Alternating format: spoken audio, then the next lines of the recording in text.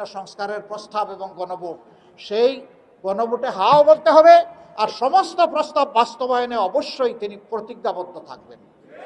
এই তিনটা জিনিস যারা মেনে নেবেন, সবাই মিলে দেশ চালাতে আমাদের কোনো আপত্তি নাই। বরঞ্চ আমরা আল্লাহ শুকরিয়া আদায় করব যে আমরা মিলেমিশে একটা সমাজ, স্থিতিশীল সমাজ, একটা ভালো দেশ, একটা এগিয়ে যাওয়া দেশ গঠনের জন্য, আমাদের যুব সমাজের অ্যাসপিরেশন বা তাদের প্রত্যাশা পূরণের জন্য, মা বোনদের জন্য একটা নিরাপদ বাংলাদেশ গড়ে তোলার জন্য আমরা কাজ করতে পারবো। এটি হবে আমাদের জন্য বিশাল আনন্দের ব্যাপার। কিন্তু এই তিন শর্ত যারা মানবেন না, তাদেরকে নিয়ে আমাদের কিছুই করা সম্ভব না। এই শর্ত জামাতে ইসলামীর নয়, এই শর্ত 18 কোটি মানুষের। এই শর্তের সাথে কোনো আপোষ করার সুযোগ আমাদের নেই।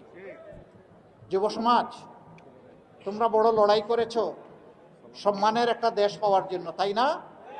এই জন্য যুব সমাজের হাতে আমরা কোনো বেকার ভাতা উঠাই দেব না। আমরা মনে করি বেকার ভাতা উঠাই দেওয়া মানে তাদেরকে অপমানিত করা।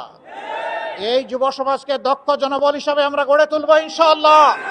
প্রত্যেকটি যুবক যুবতীর হাতকে আমরা দেশ গড়ার কারিগরের হাতে পরিণত করবো ইনশাআল্লাহ, এবং সেই হাত নিয়ে আমরা সবাই মিলে দেশ গড়ার কাজে ঝাঁপিয়ে পড়ব।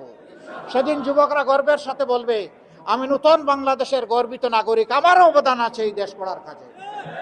আমরা সেই যুবক যুবতী আমরা দেখতে চাই। মা বোনদেরকে বলতে চাই, ইনশাআল্লাহ আল্লাহ যদি আমাদের হাতে সেবার সুযোগ দেন, তাহলে গড়ে চলাচলে এবং কর্মস্থলে 3 জায়গায় আপনাদের নিরাপত্তা 100 ভাগ এবং আপনাদের মর্যাদা 100 ভাগ, মায়ের মর্যাদাই আমরা প্রতিষ্ঠিত করব ইনশাআল্লাহ।